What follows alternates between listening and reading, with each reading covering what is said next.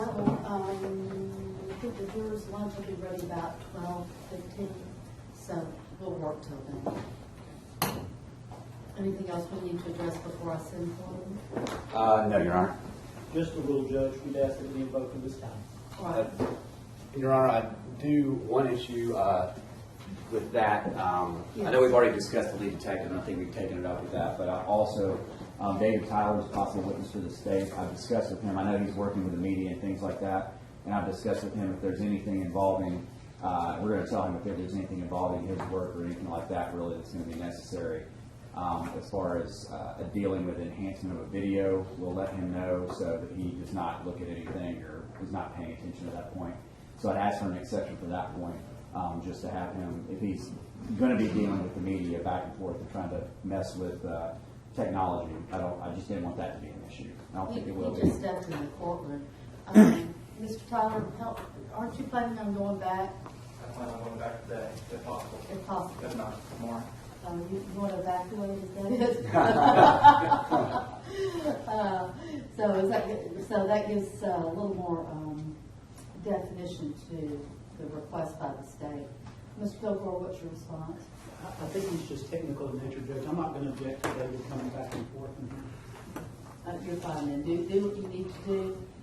If the state thinks anything is significant, when he's in here, step over and ask him to step out. I think that'll work. Will do. Great. Thank you very much, Mr. Tyler. Bring the jury in.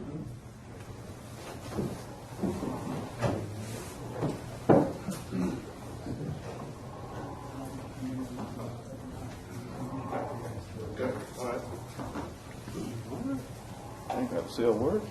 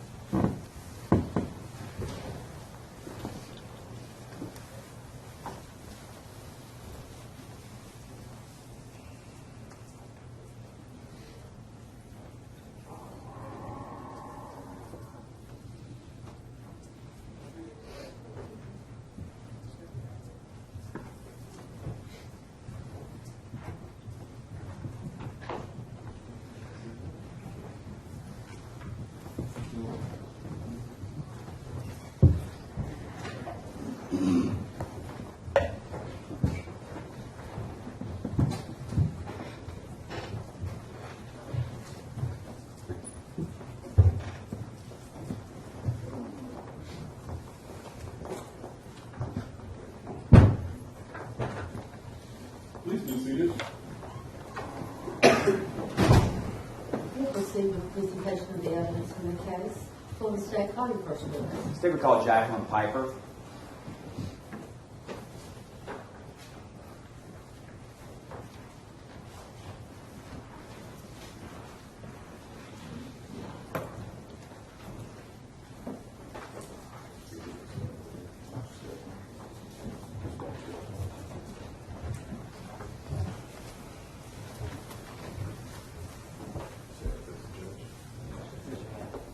Do solemnly swear affirm the testimony to the court of the jury on this nothing will be the truth, the whole truth, and nothing but the truth, so help you God. I do. Please be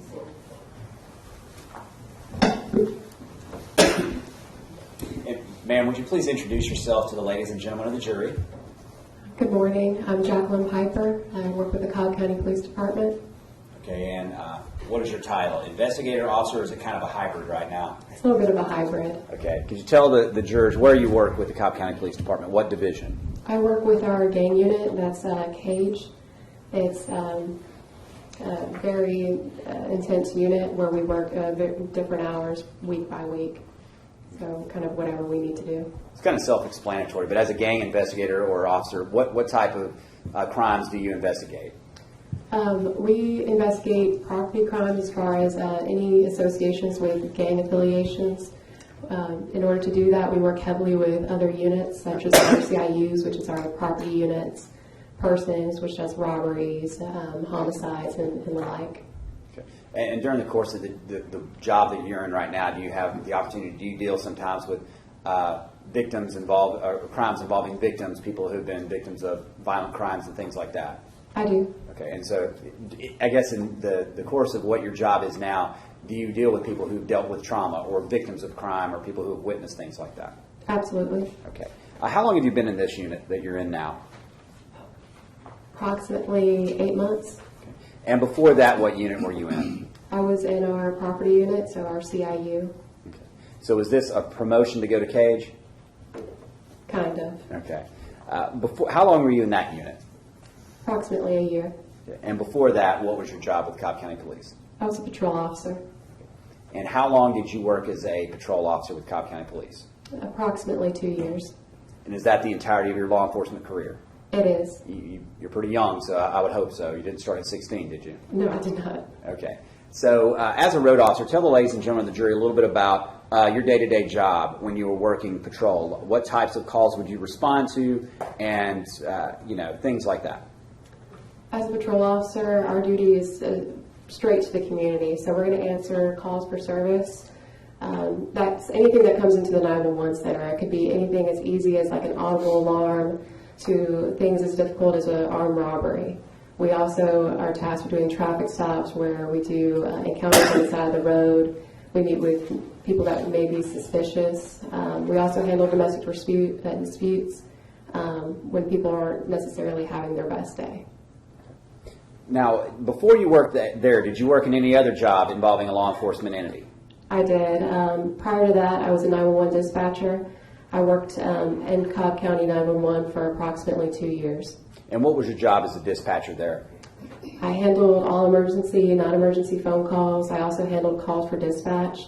We worked dispatch for Marietta PD, Cobb PD, and of course all the other entities that go through our center. Now, are you post-certified, and were you post-certified back in 2014? I was. Okay, and what's post-certified mean for some of the jurors who may not know? That's peace officers' standards and training. So to maintain certifications through the state of Georgia, that is our certification. You're required to take a number of tests. The training in Cobb County is pretty extensive when I went through because we were required to take about 23 weeks worth of training. And this covered everything from DUIs, how to handle burglary calls, crime scenes. We had a very extensive week where we had to, of course, fight a guy in a red suit, which was very difficult to do as well. Okay. Now, back on June the 18th of 2014, what position were you working in as a Cobb County Police Department employee? I worked as a patrol officer. I worked specifically in Precinct 3. If you're familiar with Cobb County at all, that's the area that's around Cumberland Mall, Cobb Parkway, the interstates such as 285, 75. The new Brave Stadium is being built just north of Cobb Parkway from 285. So just around that area. And did you receive a call to respond to a location over by Acres Mill that afternoon? I did. About what time? It was the afternoon, around 4, I believe. Okay. And when you received this call, where were you? And to go a little bit further, it was actually not so much a call that would come through their 911 center. I actually heard an officer key up on the radio, and that's how I received the initial information. During that time, I decided to get lunch early because we get pretty busy during the day. And so myself and Officer Aubin, we decided to eat at Shane's or Rib Shack on Cobb Parkway, and that's where we were. Now, do you remember specifically what time you responded to the scene? It was in the afternoon. I believe it was around 4. Now, as a police officer, do you do police reports? I do. Okay, and what are one of the purposes for doing police reports? To remember the dates and times and so on and so forth. Okay, and did you actually do one in this case? I did. And would it refresh your recollection if you looked at your report to give the exact time or what time you responded to the scene? Absolutely. Okay.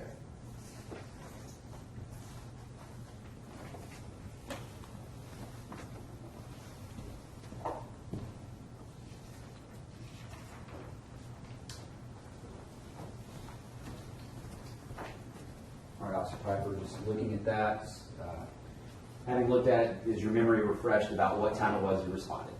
It is. Okay, and what time was that? It was, 4:24 p.m. Okay. And would that have been the time that you actually left the restaurant you were at, or the time you were at? It would have been the time that I left the restaurant. So about how far away were you, if you remember, from the scene you were responding to? About a mile.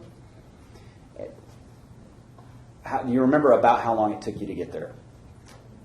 I've reviewed the video quite a few times now, and about a minute and 20 seconds. Okay. And so you talked about a video. Were you recording that day? Was your patrol car video recording? It was. Okay, so all these times we'll be able to look at those and see how long it took specifically to get to certain locations, correct? That's correct. Okay. Now, the place that you responded to, what was the location? What was that area? Describe it to the jury. I'm going to first describe the area that Shane's was in. It's off of Cobb Parkway, right before or right after Cumberland Boulevard. So if you respond from Shane's to the incident location, you're going to go northbound on Cobb Parkway about a mile, and there's a shopping center on the right. It's Acres Mill Shopping Center, and it's located between Cobb Parkway and Acres Mill Road. In that shopping center is a multitude of businesses. There's a Source Authority, PetSmart, in this case, Matteo's, which when I first started out that direction, I didn't know where in Acres Mill it was. But as Officer Gallimore updated his location, he said the backside of Matteo's, which is a location that I'm familiar with. And is there another restaurant right by there as well? There's a Subway and a Cinco's. Okay, and describe Cinco's to the jurors. We aren't in Cobb County right now, so. I understand.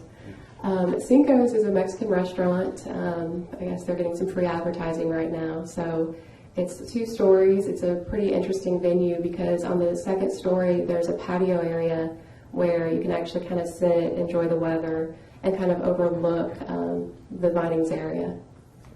So in this area where you responded to, it's a pretty busy area with lots of people around. Absolutely.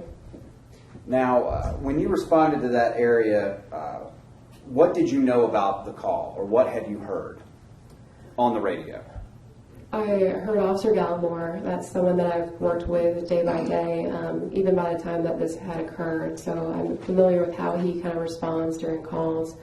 And when he first keyed up on the radio, I could tell something was seriously wrong because his tone of voice was extremely stressed out. And he put out that there was a child not breathing. When you arrived on scene, what did you do and what did you see? What did you first encounter?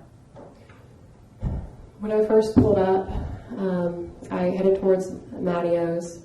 There's kind of a middle entrance between Matteo's and Cinco's. And so when I pulled up through that area, I saw 2 patrol cars parked in a line. And then to the left, I saw a light blue SUV. Right at the driver's door, I saw my 2 coworkers on the ground by Cooper. And from there, I drove my vehicle to get as close as possible between their patrol cars and the blue vehicle. And I parked on the passenger side of that car. From there, I exited my vehicle. I could see a subject that was in front of my vehicle kind of pacing back and forth.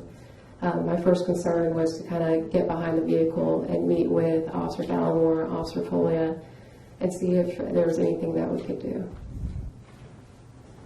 When you exited your vehicle, you said you went around the back of which car was this? The blue SUV. Okay. When you went around there to ask if there was anything you could do, were you able to see anything or on the ground or any part of anything on the ground?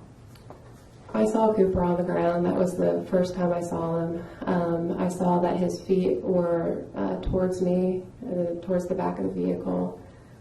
His legs were stiff, almost like he was fixed in a sitting position. His legs were exposed. I could see what's called marbling in his legs.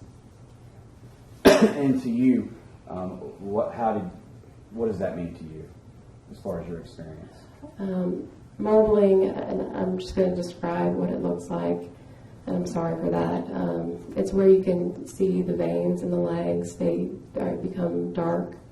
The skin is very pale.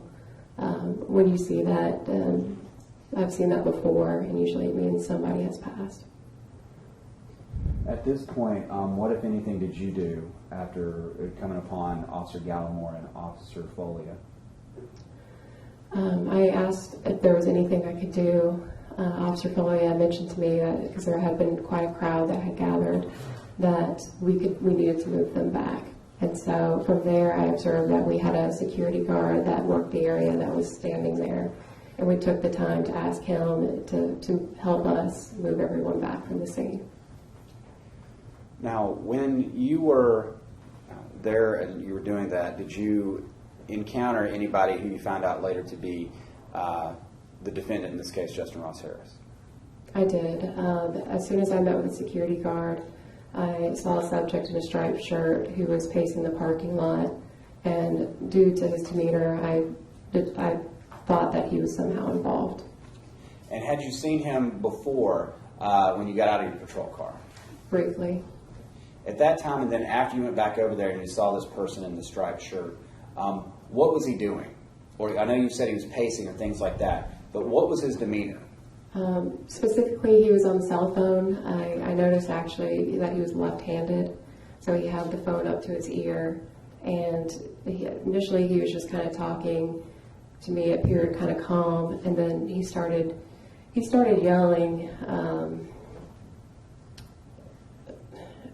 I don't know. I found it kind of unusual, just because the only way I can really describe the yell, and I'm sorry, I don't have the words better. Have you explained it to me a long time ago about how you would describe it? The best way I can describe it is if you've ever seen Anchorman and you have Will Ferrell shouting, I'm in a glass case of emotion. It's that monotoned yelling that just seems really forced. Okay. After having seen that, did he go from times of yelling to times of being calm again? He did. During this time, did you attempt, I think you said you attempted to approach him and talk to him. I did. The first thing I wanted to do, and we do this pretty much in every scene, accidents, domestic disputes, is we're going to want to know who we're talking to, because we know in the future we're going to have to write a report. So the first question I asked him is if he had ID, and from which point he pulled up his hand and kind of did this number like, wait a second, or hold on, which Officer Folia saw, and so she came over to assist me, and she told him to get off the phone. During this time, when he's, I guess, holding his finger up like that, do you remember what his demeanor was specifically at that time as far as how he was talking? Was he screaming or was he low again? He was low again. Now, at that point, when Officer Folia told him he needed to get off the phone, what was his reaction? When she told him to get off the phone, and first of all, y'all will meet Officer Folia, I think, at some point during all this. She's a very small officer, like myself. I'm 5'4". I think she's just around 5 feet. He, instead of, just staying calm, took a step forward towards her, which I perceived to be threatening. And from there, we went ahead and detained him. We grabbed both his arms. Initially, he was pulling away from me, and I told him, hey, stop fighting. And from there, he complied, put his arms behind his back, and we used 2 sets of handcuffs to detain him. Okay. And before he took the step forward, did he say anything when he was doing that? And I understand we just have to say for the record exactly what language he used, as best you remember. He stepped forward and he said, shut the fuck up. My son just died. Okay. So he actually said, he said, my son just died. Is that correct? Yeah. I believe so. Okay. So at this point, did you know what exactly had gone on? Or how it got to this point? I had no idea. Okay. During this time and before that, with the screaming and yelling, did you ever see him crying or anything? I didn't see any crying. His face wasn't wet. Just the initial screaming, that all I can really describe as being monotoned. Now, you stated that you handcuffed him after he'd said these things, and you also mentioned he was on a phone. Mm-hmm. Could you tell the jury when you handcuffed him, while you were handcuffing, or sometime during the course of this, Did you see or did you locate a phone on him? We placed him in handcuffs. He had his phone in his hand. So when we handcuffed him, I noticed that the handcuffs were already on, and he started to move his phone into his back left pocket. As he began to slide it into his pocket, I wouldn't say it was fully in there yet. I went ahead and removed it. Okay. And at this point, when you removed his phone, what, if anything, did you do with that phone afterward? I immediately handed it to my sergeant, that's Sergeant Thorpe. He had just arrived at the scene, and to kind of clear up my hands, I immediately gave it over to him. All right, I'm going to show you what I'm marking for identification purposes as states 226. And before that, when he told, when he, the defendant, told Officer Folia to shut the F up, was Officer Gallimore kind of nearby too? He was. And what was his response?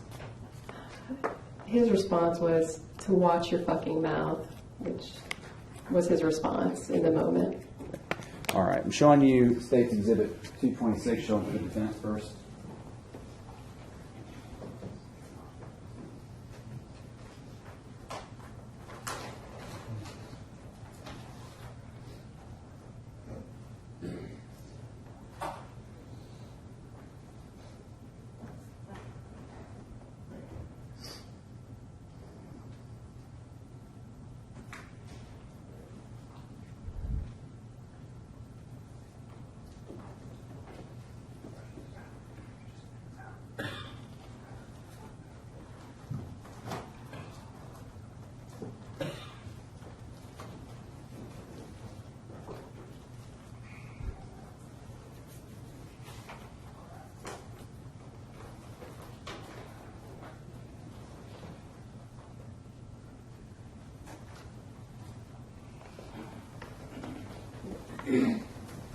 Officer Piper, as you look at State's Exhibit 226, and I'm entering this with you first, but do you recognize one of the items inside of that bag? I do. Okay. And is that the same phone that you collected from the defendant from his back pocket on June 18, 2014? Yes, this is it. The phone was in the case, though. It's out of the case right now. Okay, thank you.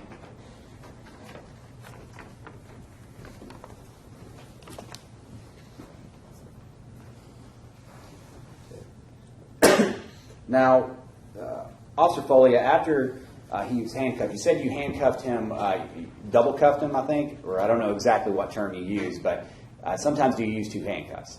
We do. Sets. Okay, tell the jury why you do that. Often, if we have a larger subject, we'll use two sets of handcuffs. We'll also do it with maybe somebody smaller, just in case they have some kind of medical problem with their shoulder. Maybe they just can't get their hands behind their back the way a lot of normal people can.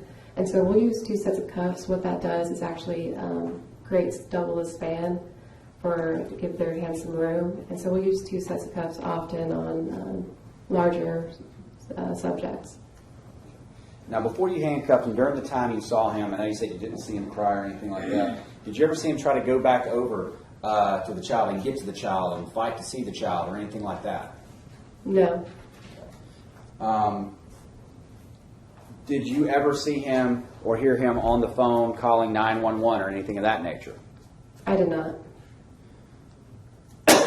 After you handcuffed him, did you speak with him? Or I did he did. make statements? I did, and he did as well. Okay.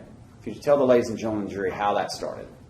Once he was in handcuffs, I walked him over to my patrol car. That's the one that was parked on the passenger side of his vehicle.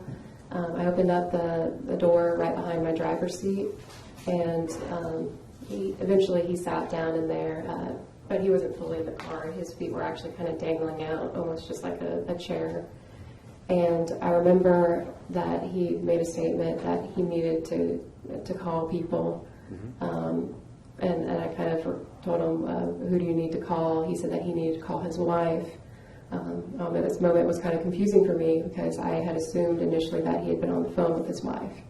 And so he sat down. He said that people needed to be called. He told me that his wife was going to go to Little Apron Academy, which is the daycare of Home Depot. and he said that she's going to go there and he's not going to be there. And based upon that statement, did you ask him anything else about that? I did. I asked what time he was supposed to drop him off. I believe his response was around 8 or 9. I also proceeded to ask him other questions, what his name was, what his date of birth was, address, phone number. I asked for Cooper's name and what his wife's name was. And before that, when you asked him why he needed to call her, did he answer specifically about what he had or had not done that day? He stated that he forgot to drop his son off. He made a statement that he had not done a double look inside the car.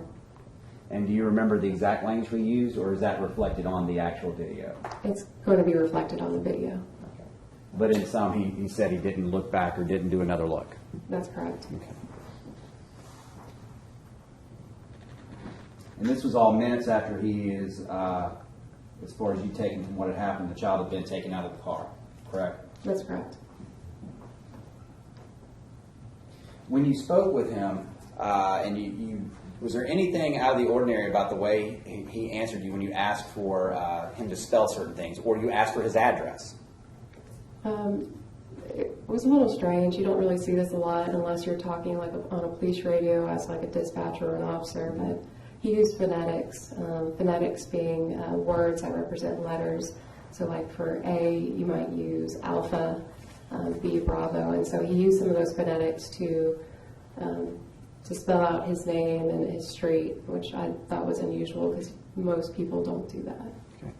And in this, were there other times throughout this encounter with the defendant that he tried to make you aware that he used to be in law enforcement?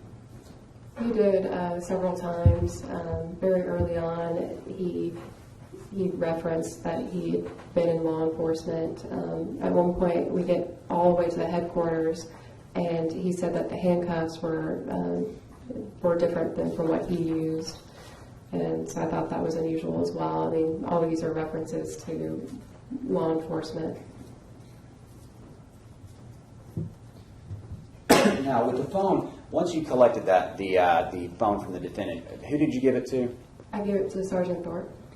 And during this, the time he's back in the car, what was his demeanor when he was back there and he was speaking with you? He was very calm. At some points, just kind of pleading, to take the handcuffs off. Eventually, I had to ask him repeatedly to scooch all the way into the car, at least 2 or 3 times, to the point that Officer Folia came back over and raised her voice and told him to get in the car, to which he finally complied. Now, once he was back in the car, did he voice any concerns to you or say anything about his condition in the back of the car? Yeah, he immediately complained about how hot it was in my vehicle. That day it was very hot out, and so I started my shift with cranking the AC up. I'm wearing about 30 pounds of gear with a bulletproof vest, so I'm not staying cool during this day. So my vehicle has AC. In fact, when I parked it at Shane's, I leave it running because there's a concern that if the battery dies, I'm not going to be able to get to calls. And so the vehicle's running constant AC, so when I get in the vehicle, I have a chance to cool down. So was your vehicle cool at that time? It was. Okay, and did you then do anything else to try to help out? I even checked the vents because I wanted to make sure that they were on, they were working, and everything was at the setting it needed to be for how hot it was that day.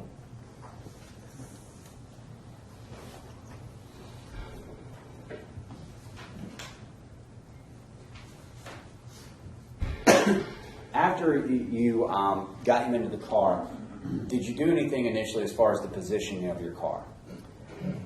Sergeant Thorpe had directed me to move the vehicle forward, to kind of move it away from the initial scene. And so I complied in doing that. And when I entered my car, I noticed that my camera was still on, facing outwards. And so one of the things that I did was I flipped the camera view, and so it faces inside the vehicle. And there's actually a mode, the camera it's built into our rear view mirror. And so typically you can black it out. That way it's not going to block your view or whatnot. And so at this opportunity, I actually flipped the camera so it faced inwards, and then I hit the menu button, which is what blacked out the screen, so it didn't show. And with the recording, you said it had been recording first. In what direction did your patrol car and video record when you first arrived? When I first arrive, it's going to catch my driving, how did I get to the scene, and so it's going to catch how vehicles were positioned. You're going to see a lot of the restaurants, and so an outward view. So when you moved the car, though, away from the car, and I assume away from where Cooper was, where did the camera face then, or where was it recording in what direction? Once I moved the vehicle forward, it started facing the interior of the car, so it's going to face the driver. It's also going to catch anything that's in the back seat of the patrol car through the partition. Okay, now do you also get audio from what's happening as well? I do. There's two sources of the audio. One is going to be inside the vehicle where that camera is. The other one's going to be a transmitter that I wore on my belt. It's a small little black box, and the only thing it's going to capture is the immediate area that I'm in. And as far as in the car, is it clear what's being said in the front of the car as opposed to the back where the defendant was? Absolutely. The further you get away from that camera and that mic, it's not going to catch as much. So when you moved the car away, I guess, from the immediate scene, can you estimate about how far it was? I would say 5 to 10 feet. It wasn't very far. Okay. Now, when we look at, have you looked at any photographs and things like this to actually show the jury where you were? I have. Okay, we'll talk about those in a minute. So after you moved the patrol car away, was the patrol car moved in a way that it was right beside where the child was, or was it on the other side of the defendant's car? It was on the other side of the defendant's car. And I said 5 to 10 feet. It's actually probably a little bit further, maybe 20 to 30. I moved the car forward, I think a little bit past Subway, which is further from Matteo's. And looking back from that, could you see the child? You can't. Okay. Now, also, at that point, what did you do after you moved the car? Did you stay in the car, or did you get out? I got out of the vehicle. I met with one of the EMTs that were on scene, and he told me that he had a couple questions that he needed answered by the defendant. So I walked him over to my patrol car. And at the patrol car, what, if anything, happened there when the EMT came up? He started to ask Harris questions. Actually, before that, I rolled down the windows in the back so they could talk between the door and the window. And the EMT started asking questions. I mean, that would be hearsay if she's talking about some conversation between the EMT. Your Honor, it's effect on her. This goes to the conversation and the answers the defendant gave. Well, let me ask you this. Officer Piper, did you hear this conversation, and did you hear the defendant's responses to the EMT? I overheard some of them, not all. Okay. And would you be able to testify from personal knowledge about what the defendant said on some of those occasions? Only what I heard, correct. Okay. So, Your Honor, I ask permission to go ahead with this. Well, if I may, can I just ask one or two questions just to make sure I'm You can put it out. Okay. This conversation that you're talking about, he was in the police car, right? That's correct. And he was being detained, That's correct. and he was wearing handcuffs, That's correct. and you had not read him Miranda.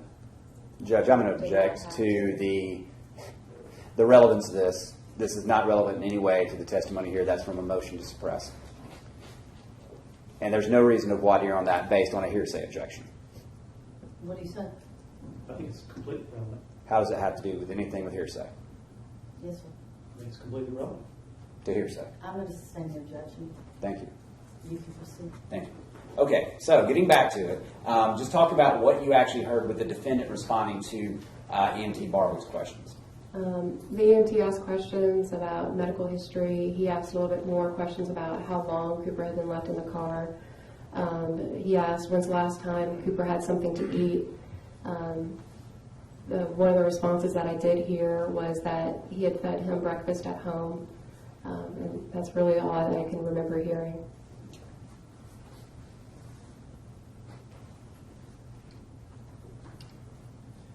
After EMT Barwick got done, did the defendant at that point try to engage you anymore or make any other complaints again? One of his complaints were that the handcuffs were too tight.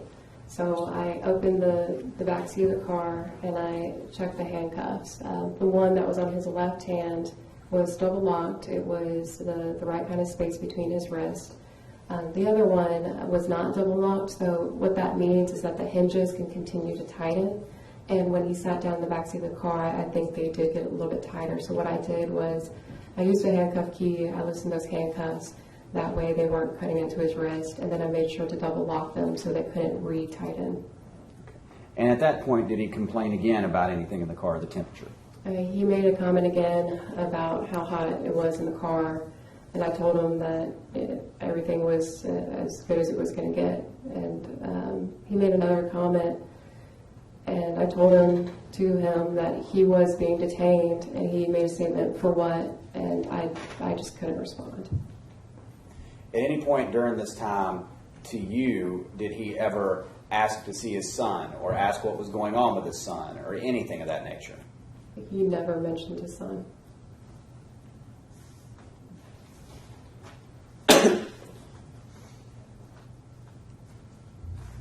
Now, when you said he asked you that question and you didn't respond, did you stay in the car or around the car, or did you go other places around the scene during the next period of time that y'all were out there?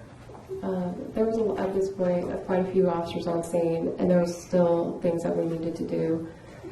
There was a DFAX worker that was there. A couple of detectives have started to arrive, and they needed some of the information that I had gathered, the names, the date of births.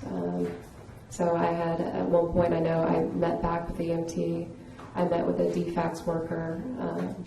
I know I met with some of the detectives, and kind of helped also with scene maintenance, helped put up some crime scene tape.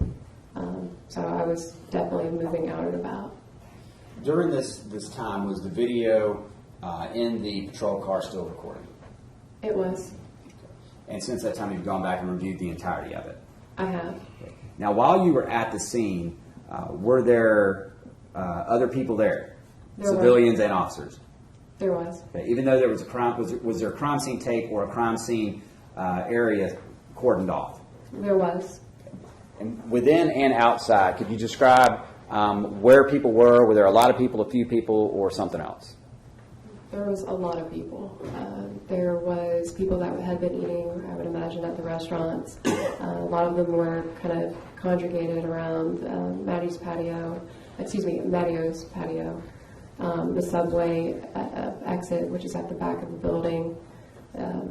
There was quite a crowd. And did you notice at any time the defendant's behavior in the back of the car? I remember coming up towards the other two patrol cars, looking back at my vehicle, and I noticed that the defendant had completely turned around and was kind of looking back at what was going on. And at this point, when he was turning back, did you notice any emotion on that occasion from him at all? I didn't see anything like that.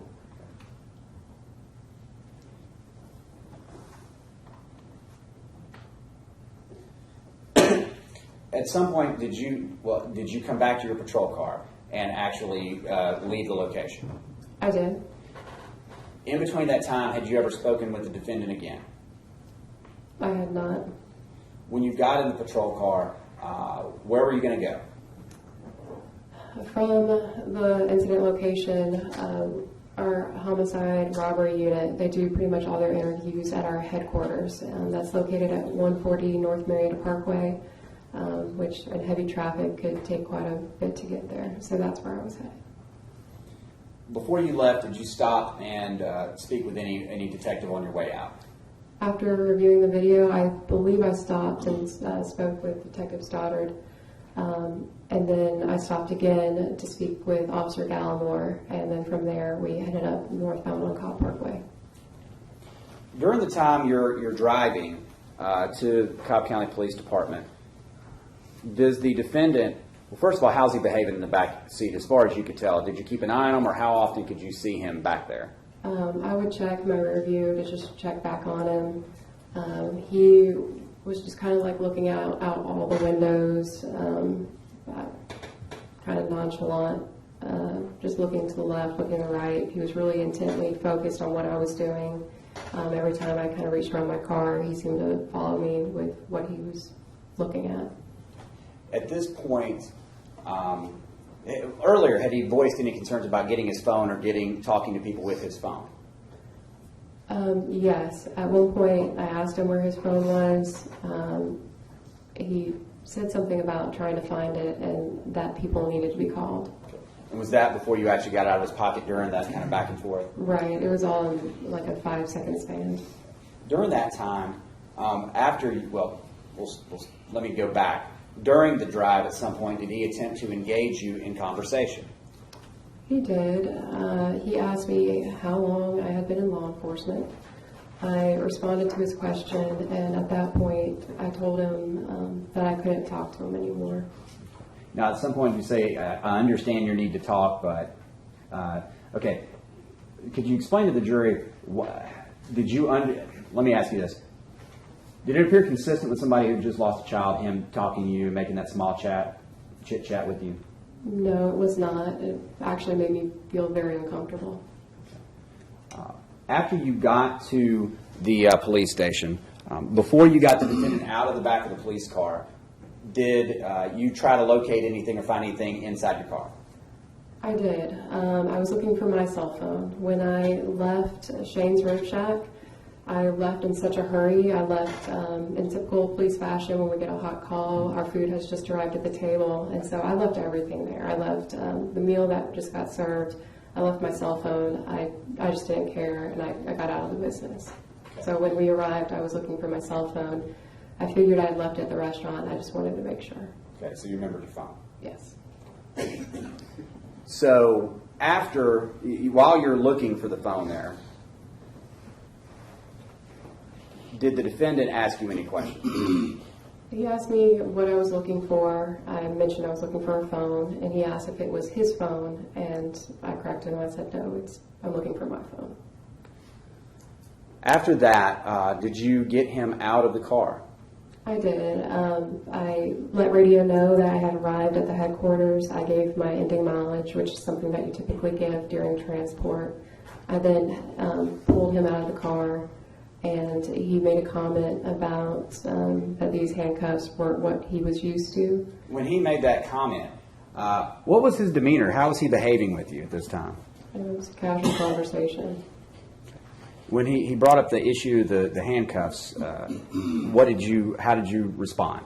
At that point, I assumed maybe he had worked in law enforcement before, so I asked him what agency or what department he used to work for. I think it was, I don't remember at this point. Okay. And would that conversation also be on the video? It would be. Okay. What did you do after you got him out of the patrol car? Where did you take him? From there, I walked him up the steps of headquarters, and I led him into our Crimes Against Persons unit, and that's where they conduct their interviews. And from there, I released him to the detectives. Okay. And before you left, did you go anywhere else within Cobb County Police to see if you could obtain anything? I did. I used to work up in radio, so I've worked with a lot of the people up there. I'm familiar. I knew at some point they were going to need some recordings of the 911 calls. So I went upstairs and I met with a dispatcher. Her name's Debbie. I used to work with her before. She was my dispatcher this day. And I asked her how many phone calls came in. And to her, without going into what she told you, did you obtain any phone calls from 911? I met with a supervisor, and they began working on obtaining those tapes. I don't believe I may have gotten them that day. It could have been like the next day or so. And did you listen to the call? I did. And had you spoken with the defendant before, obviously at the scene and things of that nature? I had. Okay. Was it the defendant who had made that call? No, it was not. Okay. And did you recognize the voice, having talked to some people, whose voice it was? I did. The person who made the 911 call, I recognized his voice because he's the manager over at Mattio's, and I've had a few times ate there before, and I've spoken to him. All right. Now, you talked about having, if you'd seen any photographs or anything like that. Would showing you some photographs of the actual crime scene, would that help you in telling the jury and demonstrating to them where you were during the different times these things occurred? There would. To show you what's been marked for identification purposes as States Exhibits 225.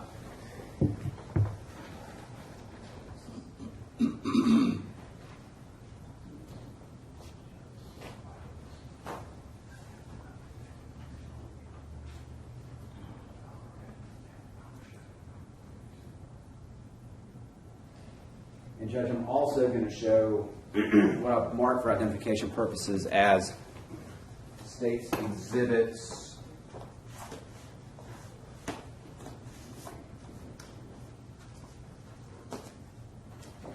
3, 4, 6, 11, 13, 19,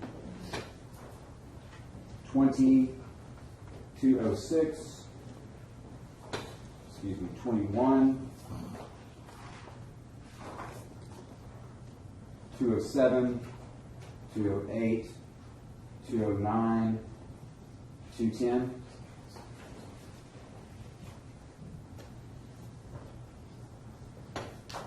And then also I'm going to show him, after we're done looking at that, States Exhibits 211 through 221.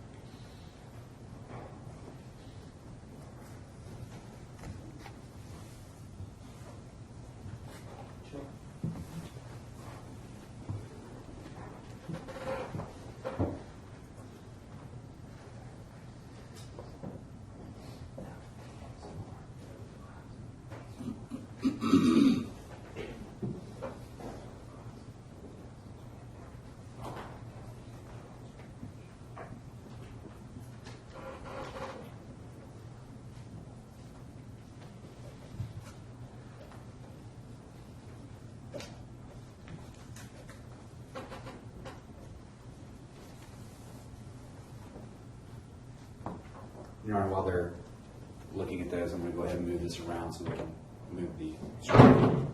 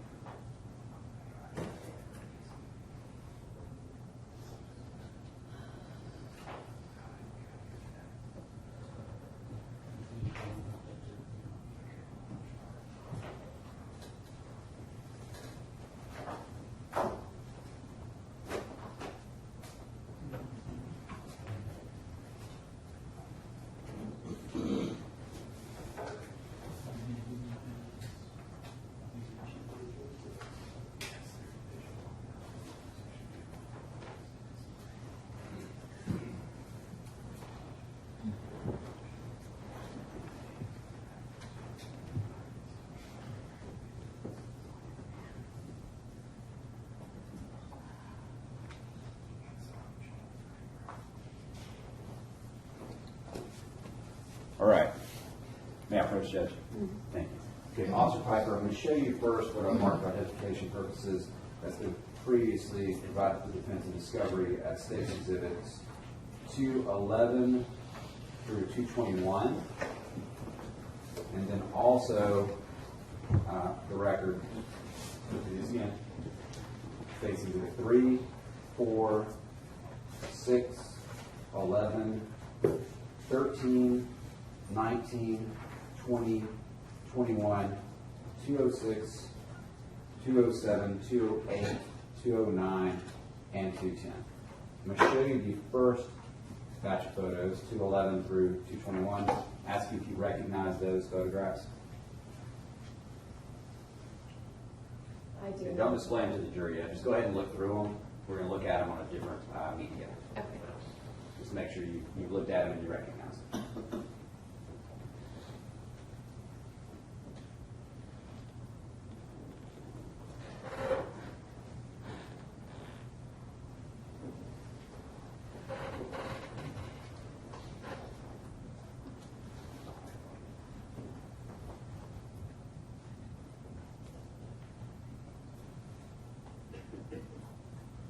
Do you recognize those photographs? I do. Okay, are these still shots taken from the video from your patrol car? It is. Okay, and these fairly and accurately represent the scene as depicted from your patrol car video? They do. Okay. Your Honor, I would tender State's Exhibit 211 through 221 at this time. No objection. They're admitted. Also, the exhibits I talked about, these other ones that I've already listed for the record. Ask you, have you looked at these earlier today as well? I have. Okay, just look through them again and let me know that you recognize those, and if so, how you recognize them. I recognize all these photos. They were taken either by Sergeant Harris or one of our crime scene technicians. And I looked at these today and in the past. Okay. And those fairly and accurately also represent the scene as you saw it that day, either before the crime scene tech arrived or after. They do. Okay. Your Honor, I tender State's Exhibits 3, 4, 6, 11, 13, 19, 20, 21, 206, 207, 208, 209, and 210. No objection. Admitted. And finally, I'm going to get to this, showing you State's Exhibit 225, you recognize that? I do. This is a flash drive that it contains my video, also a video that has, I guess, been enhanced a little bit so you can hear and see subtitles. My initials are on the back of the flash drive. I reviewed these today. Well, the video, let me show you the video. Did you review a flash drive with photographs as well? I did. Okay, and is that the photograph flash drive? It is. Okay. Your Honor, I would tender State's Exhibit 225 at this time. It's just the one with the photos, Mr. It's Warren? just the one with the photos. It was all on the same screen, but I wasn't sure. Yeah, okay. And did you review these and make sure that the photographs that were on this flash drive are the same ones as depicted here in these other exhibits that have been admitted? They are. Okay. Your Honor, I tender State's Exhibit 225 at this time. Admitted. And permission to publish State's Exhibit 225, Judge? You may. And Judge, Yes, sir. we're completely blocked out. Is it okay if we just kind of have leave to kind of come and go to see the screen if we need to? Yes, sir. It's just a call. That we're all going to have to work around. And Mr. Harris is not able to see the screen from where he is.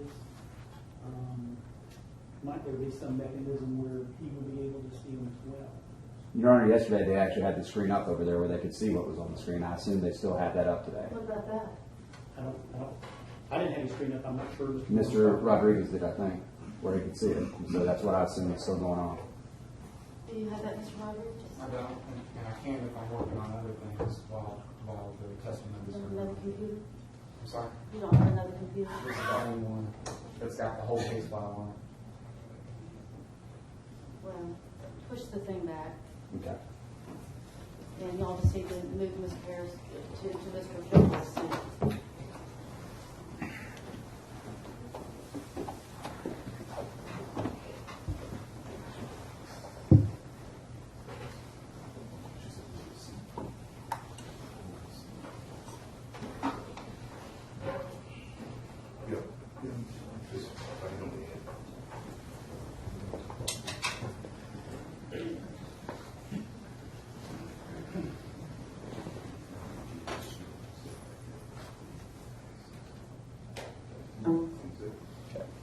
Your Honor, I have permission for Officer Piper to step down. You may. Thank you. Step down for a second, Officer Piper, so we can get through these photos.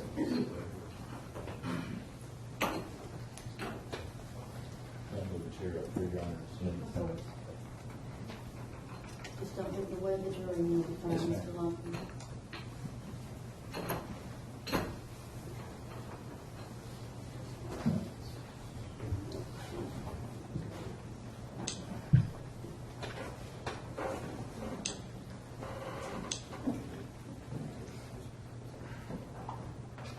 I don't think the jurors are going to be able to see it from this angle.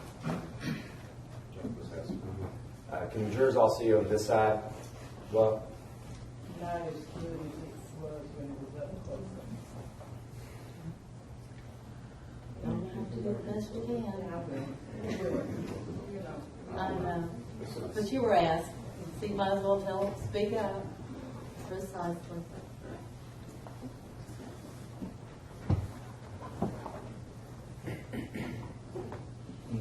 is that better? yes. All right. Okay, so Is this in your way? Okay. So you can see it? Okay, they all responding as it. Thank you, Deputy. All right. All right, Officer Piper, looking at what was pictured, State's Exhibit 3, do you recognize this photo? Or did you recognize that photo? All right, do you recognize it now? I do. Okay. Would you tell us how you recognize it? I recognize this photo. I've been at this location many times before this incident, after this incident. That's why I recognize it. Okay. I'm going to circle a couple of things on the screen, and I want you to tell the jury what it is we're looking at, okay? First, right there, what is that? What is that building? That is Mattio's. What's circled is the sign to Mattio's, the neon lights that you can see during the day and at night. Okay. Now, over here in this area, what is the building that's over here? The building that's obscured a little bit by those trees, that's going to be Cinco's. That's the Mexican restaurant that I described for y'all earlier. It's going to be a 2-story building with the patio that faces out this direction. Now, when you're talking about officers and things at the scene, do you see officers and crowds around the scene at this location? I do. Okay. Now, this vehicle right here, could you tell the jury what vehicle is that regarding this investigation? That is the blue, I believe it's a Hyundai. I'm not great with vehicles, but that's Mr. Harris's car that was there that day.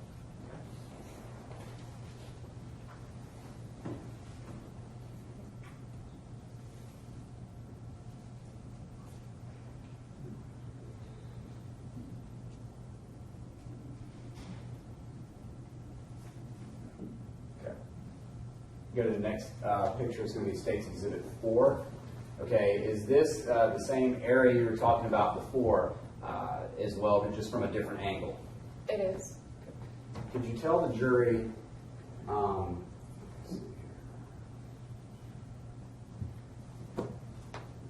this right here? What's that depicted where I have the circle right now?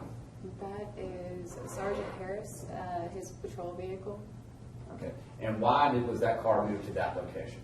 It was moved, I imagine, for 2 reasons. It blocks view to that driver's side of that vehicle, and also to block the view of anybody who could come out of those businesses, and my patrol car.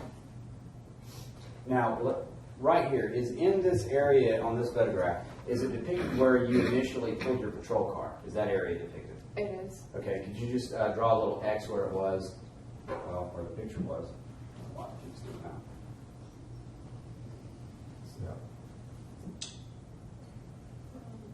There you go. Well, ignoring that, my vehicle was right about here.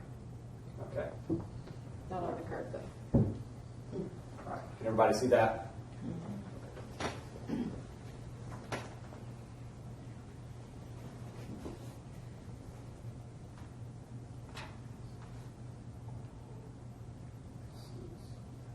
Interesting.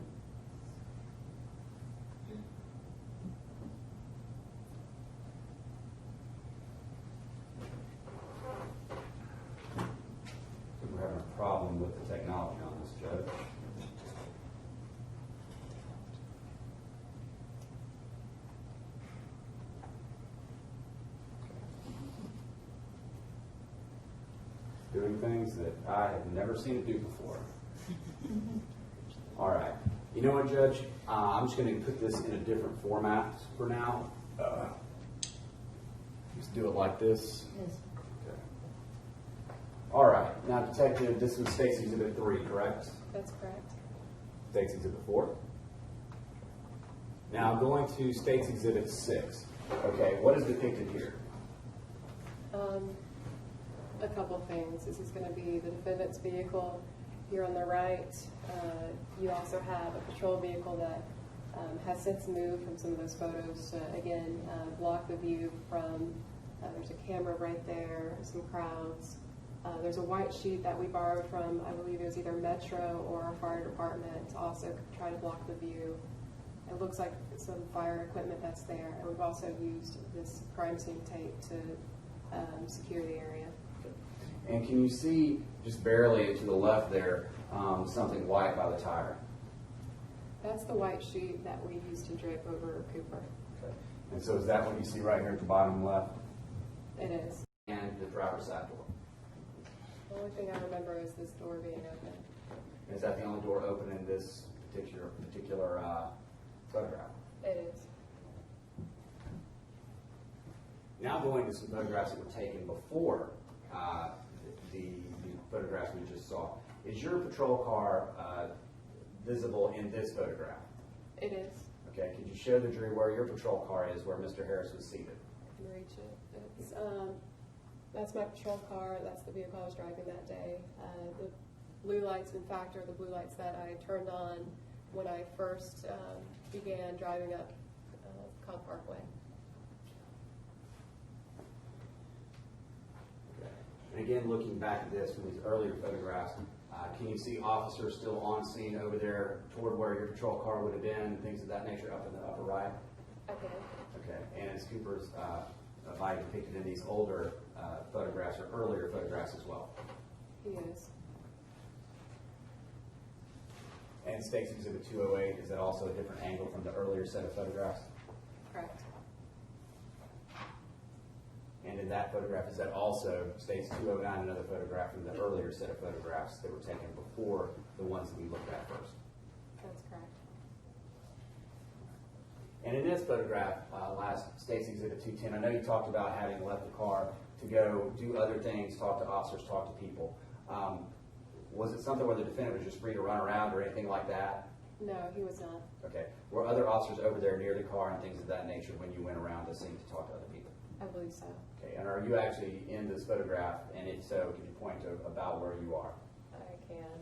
Okay. That's going to be me right there, standing to the right of Officer Gallimore near the business of patios. Thank you. You can have your seat. Thank you. Is now a good time to break?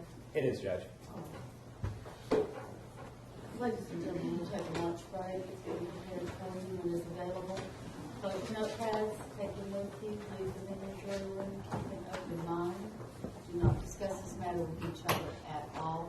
Enjoy each other's company. You're excused. Let's all rise for the jury, please.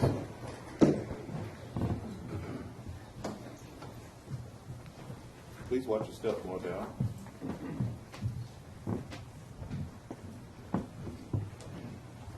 We'll break till 1:30.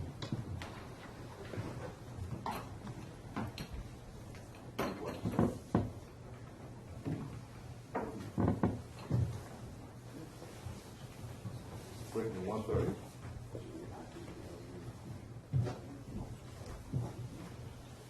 That's fine. We'll move it.